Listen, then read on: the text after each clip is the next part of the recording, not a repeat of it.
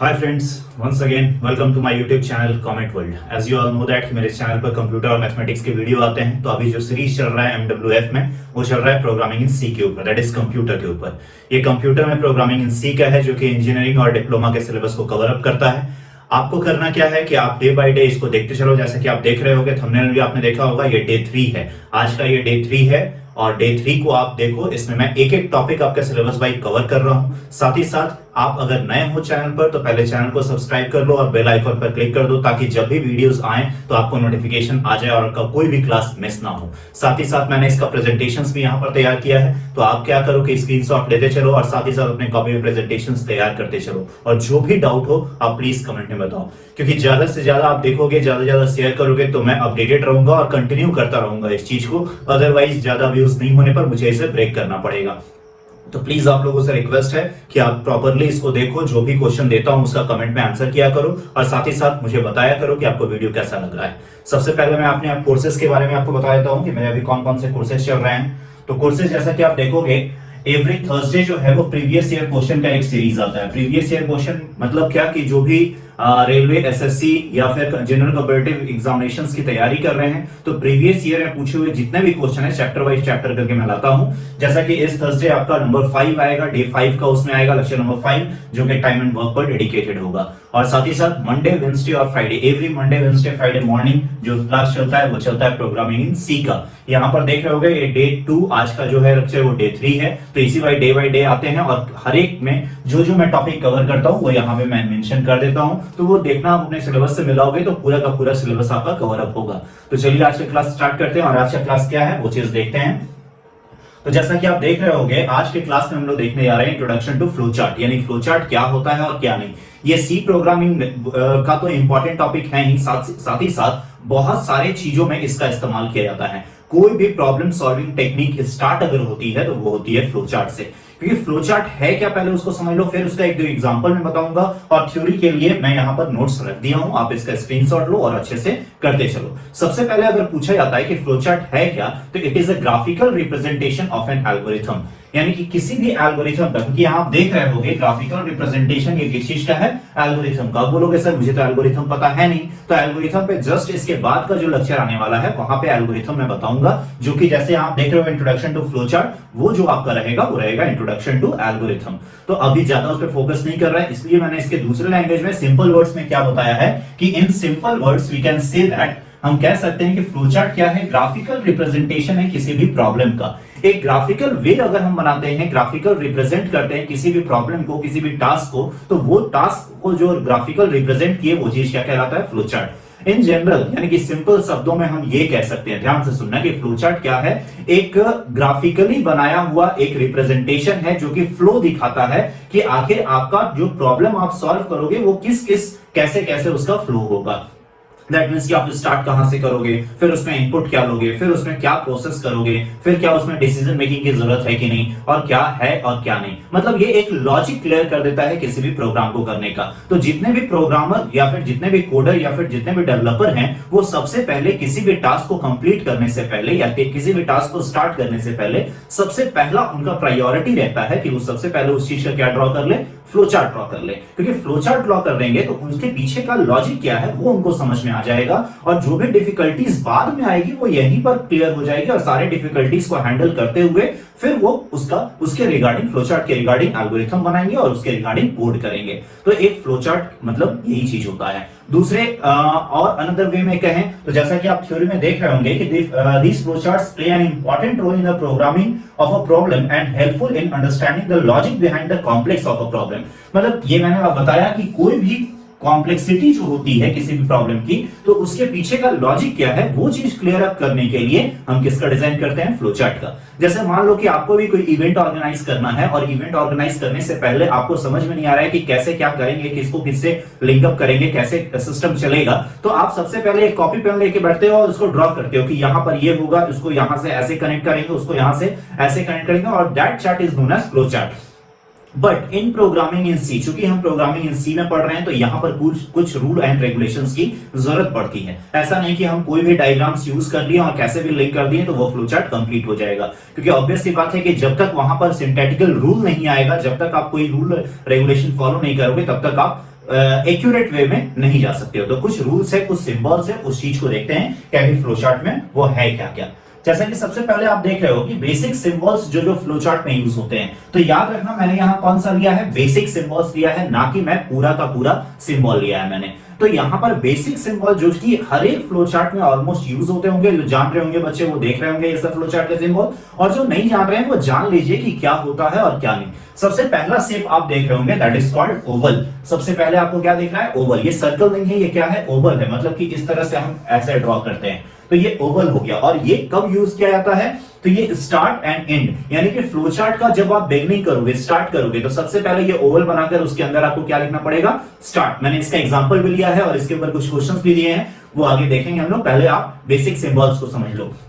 तो सबसे पहले आप यहां पर देख रहे हो कि सबसे पहले मैंने क्या लिया है, स्टार्ट, एंड देयर आफ्टर मैंने क्या लिया है, एंड। और स्टार्ट और एंड दोनों को लेने के लिए मुझे किस शेप को लेने की जरूरत पड़ती है, ओवल शेप को लेने पड़ती है। ओवल शेप, सर्कल मत बना देना, ये ओवल शेप है, ध्यान देना। और उसके बारे में एक्सप्लेनेशन में मैंने दिया है, वो आप देखते चलना। दूसरा हम चलते हैं क्या, रेक्टेंगल। अगर कहीं भी रेक्टेंगल का यूज हम कर रहे हैं, दैट मींस कि उसमें किस चीज को यूज करने के लिए रेक्टेंगल का यूज करेंगे, तो उसके अंदर हम कोई ना कोई प्रोसेस करने के लिए, दैट मींस कि कंप्यूटेशनल स्टेप्स को फॉलो करने के लिए, जहां भी कोई प्रोसेस हो रहा है, that is the computational task हो रहा है, जैसे प्लस, माइनस, मल्टीप्लाई, डिवाइड, यानी कोई भी कंप्यूटेशन अगर हो रहा है, तो उस चीज को शो करने के लिए हम किस बॉक्स का इस्तेमाल करेंगे, तो हम यूज करेंगे रेक्टेंगल का, जो कि आप एक्सप्लेनेशन में भी देख लेना, थ्योरी के लिए मैंने वहां पर दे दिया है। देयर आफ्टर चलते हैं हम डायमंड शेप। ये डायमंड शेप है। डायमंड शेप का हम यूज क्यों करते हैं, या फिर हम लोग कह सकते हैं कि लेटरल स्क्वायर है, क्योंकि स्क्वायर बनाकर आप इस तरह से कर दोगे, तो देखो इसमें चारों साइड भी आपके इक्वल हैं, तो इसको बेसिकली अगर फ्लोचार्ट के लैंग्वेज में कहें तो डायमंड कहते हैं, और बनाना हो तो लेटरल आप क्या बना देना, स्क्वायर बना देना। ये क्या होता है, डिसीजन मेकिंग है। दैट मींस कि कहीं पर आपको कोई डिसीजन लेना है, कि जो आपने, मान लो कि आप 10 तक प्रिंट करना चाह रहे हो, n की वैल्यू 10 तक प्रिंट करना है आपको, 1 to 10। आप बार बार चेक करो क्या n जो है 10 से छोटा है या 10 से बड़ा है, यानी कि वहां पे दो आंसर आएगा, इधर यस और नो। तो अगर डिसीजन हमको लेना हो किसी भी नंबर्स पे, किसी भी कंप्यूटेशनल टास्क पे, जो कि दो आंसर दे या फिर मल्टीपल आंसर दे यस और नो के फॉर्म में, तो वहां पर जिस बॉक्स का इस्तेमाल करते हैं उसको हम लोग कहते हैं डिसीजन बॉक्स, और उसके बारे में यहां पर आप देख लेना कि वो क्या है और क्या नहीं। देयर आफ्टर हम चलते हैं पैरेललोग्राम के पास। तो किसी भी फ्लोचार्ट में आपको इनपुट और आउटपुट, दैट इज प्रोग्राम का ही फ्लोचार्ट पहले हम लोग बनाते हैं, तो वहां प्रोग्राम में हमको या तो इनपुट की जरूरत पड़ती है, और इनपुट कंप्यूटेशन होने के बाद, जो कि रेक्टेंगुलर बॉक्स में कंप्यूटेशन होगा, उसके बाद हमको आउटपुट की जरूरत पड़ती है। तो इनपुट और आउटपुट को शो करने के लिए हम किसका इस्तेमाल करते हैं, पैरेललोग्राम का इस्तेमाल करते हैं। तो हर एक बॉक्स का, हर एक डिजाइन का, हर एक जो भी सिंबल्स यूज हो रहे हैं, उसका कुछ ना कुछ अपना काम है, वो चीज देखते चलो, और जो मैं बता रहा हूं उसको केयरफुली सुनते चलो, क्योंकि वो सुनोगे तो आपको ये चीज रटना नहीं पड़ेगा। देयर आफ्टर चलते हैं एरो लाइंस के पास। ये एरो लाइंस नॉट नेसेसरी कि केवल ऐसा ही होता है, ये ऐसा भी होता है, ये ऐसा भी होता है, और साथ ही साथ ये भी होता है। मतलब इस चारों तरह के एरो लाइंस का हम इस्तेमाल करते हैं, इसलिए तो सिंबल्स को कनेक्ट करने के लिए और फ्लो दिखाने के लिए कि इसका फ्लो ऐसे है, राइट हैंड साइड है, लेफ्ट हैंड साइड है, या अपवर्ड साइड है। यानी कि सिंबल्स को कनेक्ट करने में और डेटा का फ्लो दिखाने में हम किसका यूज करते हैं, फ्लो लाइंस का, जो कि चार तरह से यूज करते हैं, और वो जो उसका एक्सप्लेनेशन है वो आप देखते चलना। हमेशा याद रखना कि यहां पर जो किया जाता है वो फ्लो लाइंस का यूज किया जाता है, एरो का यूज किया जाता है, ना ही लाइंस का यूज किया जाता है। इसमें रूल रेगुलेशन है कुछ, वो आगे के स्लाइड्स में आपको मिलेंगे। चलते हैं आगे, देखते हैं दो सिंबल्स और बचे हुए जो कि काफी बेसिक सिंबल है। One of them is the pre defined process. अब प्री डिफाइंड प्रोसेस क्या होता है, अगर कोई प्रोग्राम जैसे बीच में आप इंटरप्ट हो चुका है, या फिर उसको पहले ही आपने कंप्यूटेशनल टास्क को डिफाइन कर दिया है और उसको दोबारा से आप यूज करना चाहते हो कहीं पे और, तो आप किस बॉक्स का इस्तेमाल करते हो, प्री डिफाइंड प्रोसेस का इस्तेमाल करते हो। इसका ही मैं यूज अभी आगे के एग्जांपल से बताऊंगा। और साथ ही साथ last one is the circle. एक छोटा सा सर्कल हम लोग यूज करते हैं किसके लिए, क्योंकि उसको हम लोग क्या कहते हैं, कनेक्टर। और ये कनेक्टर किस लिए होता है, बेसिकली अगर आप मान लो कि बना रहे हो, यहां तक बनाए हो फ्लो चार्ट, और यहां के बाद फिर आपको यहां से बनाना है, तो यहां पर एक आपको कनेक्टर इस तरह से देना पड़ेगा, और फिर यहां पर उस कनेक्टर के थ्रू आपको स्टार्ट करना पड़ेगा। That shows the flow chart ends here and starts here. यानी कि ये कनेक्टिंग करने का काम करता है, कनेक्टर, जैसा कि मैंने बोला है। या फिर हम लोग दूसरे लाइन में कह सकते हैं कि अगर एक पेज में आपका फ्लो चार्ट कंप्लीट हो गया तो बॉटम में और फिर दूसरे पेज में हम लोग देखिएगा पीटीओ लिखते हैं, प्लीज टर्न ओवर। तो वहीं पर अगर फ्लो चार्ट में सिंबल का यूज करना है तो वहां पे हम किसका यूज करेंगे, कनेक्टर का, और जिसके थ्रू यहाँ के बॉटम और वहां के टॉप को कनेक्ट करने का काम करते हैं, जैसा कि मैंने यहाँ ए लिखा और फिर यहाँ ए लिखा। तो ये थी ऑल अबाउट सिंबल्स की बात, यानी कि बेसिक सिंबल्स की बात, जो कि हमने देखा कि क्या क्या सिंबल्स हमने यूज करते हैं, सिंबल्स हम कौन कौन सा यूज करते हैं किसमें, बेसिक सिंबल्स के तौर पे फ्लो चार्ट में। चलते हैं आगे और आगे देखते हैं क्या कहता है।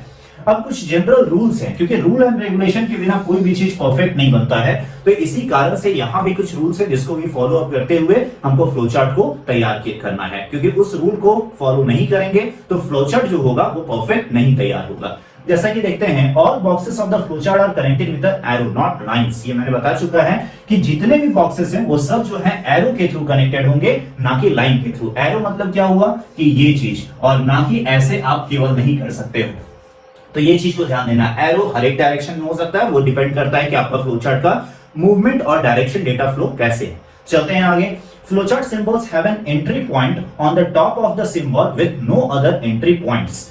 अब ये क्या कहता है कि कोई भी, आप मान लो कि ये मैंने कंप्यूटेशनल बॉक्स बनाया, तो जो भी इसमें एंट्री पॉइंट होगा that is the top of the symbol. ये नहीं कि आप इधर से एंट्री पॉइंट दे रहे हो या इधर से या फिर साइड में कहीं दे रहे हो, हमेशा एंट्री पॉइंट किसी भी बॉक्स का जो होगा वो टॉप ऑफ द सिंबल होगा। ये चीज हमेशा याद रखना। अनदर पार्ट, नेक्स्ट चलते हैं, द एग्जिट पॉइंट। अच्छा देखो, ये तो एंट्री पॉइंट था और एग्जिट पॉइंट की बात हो रही है। The exit point for all flowchart symbol is on the bottom except on the decision symbol. और जो भी एग्जिट पॉइंट होगा, जैसे ये तो एंट्री पॉइंट हो गया, और जो भी एग्जिट पॉइंट होगा वो बॉटम में होगा, मतलब कि इन यहां से करेगा और आउट यहां से करेगा, एक्सेप्ट डिसीजन बॉक्स, जो कि डिसीजन बॉक्स मैंने ये बनाया था। तो डिसीजन बॉक्स ये जान जाओ कि डायमंड शेप मैंने बताया था, और यहां पर एंट्री पॉइंट तो वही आपका टॉप में होगा, लेकिन अगर बाहर निकलना होगा तो उसके लिए आप साइड से भी निकल सकते हो और बॉटम से भी निकल सकते हो, ये चीज कह रहा है। यानी कि केवल डिसीजन बॉक्स को छोड़ करके बाकी सारे बॉक्स का एग्जिट पॉइंट हमेशा कहां होगा, बॉटम में होगा। चलते हैं आगे, नेक्स्ट देखते हैं। The decision symbol has two exit point, this can be on the sides और the bottom and one side. ये कि मैंने बता चुका है कि या तो उसके साइड्स में होगा या तो बॉटम और वन साइड में होगा, जो कि मैंने यहां पर बताया कि या तो आप यहां पर दे दो, या तो आप यहां पर दे दो, या तो आप यहां पे दे दो, तो वो चीज देख लेना इस पॉइंट को। चलते हैं last point. Generally a flowchart will flow from top to bottom. Basically हम जानते हैं कि फ्लोचार्ट जो होता है वो फ्लो कहां से करता है, टॉप टू बॉटम में, लेकिन कहीं आपको अपवर्ड दिखाना हुआ तो केवल और केवल 3 सिंबल्स क्यों ही हम लोग ऊपर तक जा सकते हैं। दैट मींस कि ऐसे करके जो हम लोग ऊपर रिवर्स जाते हैं तो वहां पर 3 सिंबल का ही कंसेक्यूटिव चल सकता है, 3 से ज्यादा नहीं। तो डाउनवर्ड तो बेसिकली टॉप टू बॉटम चलता है, लेकिन बॉटम टू टॉप अगर दिखाना तो we have only used 3 symbol like that. उससे ज्यादा दूर ऊपर में हम नहीं जा सकते। चलते आगे, नेक्स्ट देखते हैं, नेक्स्ट क्या कहता है। ये कुछ और रूल्स है कनेक्टर्स के बारे में, जैसे कि मैंने बताया था कनेक्टर्स क्या होते हैं और क्या नहीं, उसको मैं एग्जांपल से ही बताऊंगा। वही कनेक्टर्स के बारे में रूल लिखा है, connectors are used to connect the break in the flowcharts. जो भी फ्लोचार्ट में ब्रेक होते हैं, जैसे कि मैंने बताया कि आप एक ही पेज में अगर मान लीजिए कि फ्लोचार्ट यहां से बनाए और यहां तक कंप्लीट किए, ये ओवल शेप है, और यहां के बाद एंड नहीं किए, यहां से आपको कनेक्टर शेप आ गया, तो यहां कनेक्टर यानी कि ए और ए से कनेक्ट करना है, तो ये बताएगा कि यहां पे एंड हुआ है और यहां से स्टार्ट हुआ है। From one page to another page, ये या तो एक पेज से दूसरे पेज में कनेक्ट करने का काम करता है, या फिर from the bottom of the same page to the top of the same page, मतलब उसी पेज के बॉटम से उसी पेज के टॉप को कनेक्ट करने का काम करता है। तो ये मैंने बता चुका है, प्लीज आप इसको देख लेना थोड़ा सा रिवाइंड करके।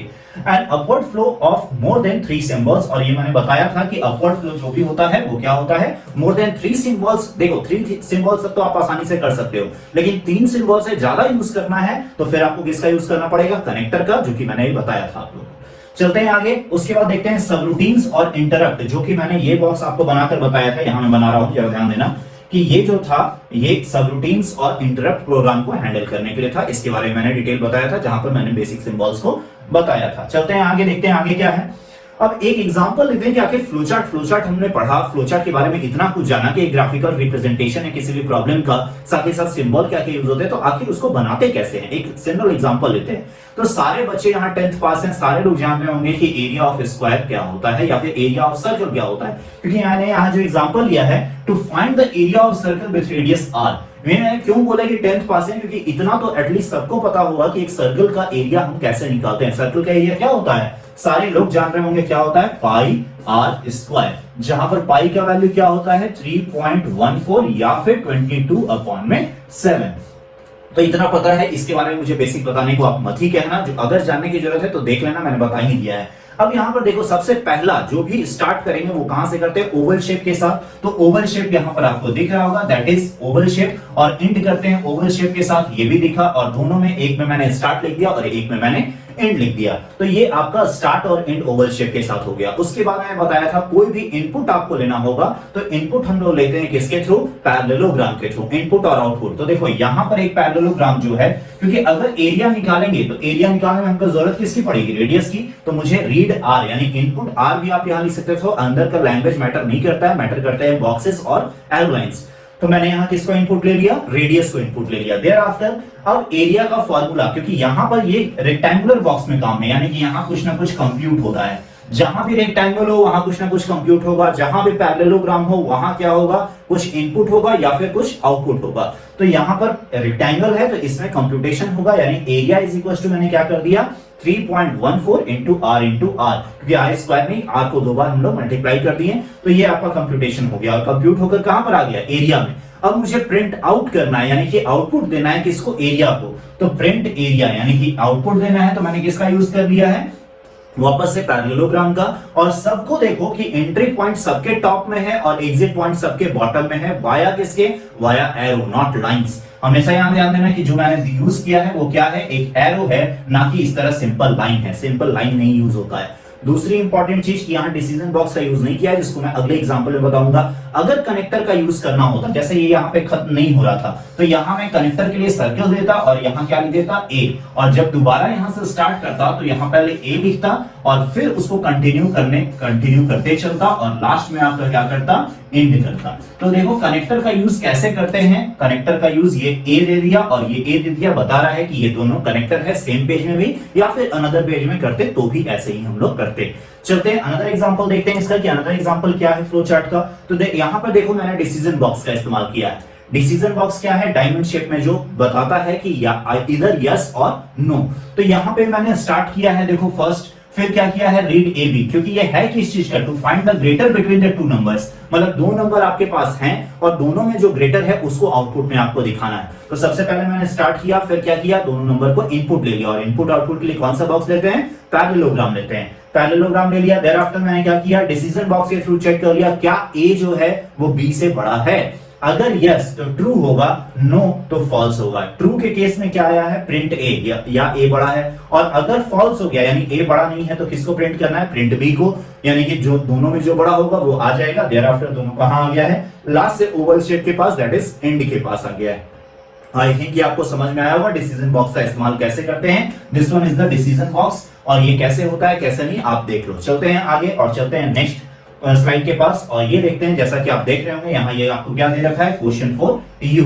तो रिगार्डिंग आपको कोई भी क्वेश्चन डाउट हो, जितना ही मैंने बताया है, तो प्लीज आप कमेंट करके पूछ सकते हो, मैं हर एक कमेंट का रिप्लाई करूंगा। साथ ही साथ आप इसको ज्यादा से ज्यादा अपने दोस्तों के बीच में शेयर करो, और ये दोनों क्वेश्चंस को बनाकर मुझे बताना कि हाँ सर क्वेश्चन नंबर 1 बना, क्वेश्चन नंबर 2 बना। क्योंकि क्वेश्चन नंबर 1 क्या कहता है, draw a flow chart for finding a greatest among 3 number. देखो ग्रेटर बिटवीन 2 नंबर्स मैंने बता दिया है। अब यहां पर आपको क्या करना है, ग्रेटेस्ट अमंग 3 नंबर्स, यानी ए बी सी 3 को इनपुट लेना और तीनों में जो बड़ा होगा उसको मुझे करके बताना कि आखिर कौन सा प्रिंट हो रहा है, बड़ा नंबर कैसे फ्लो चार्ट उसका बन पाया या नहीं।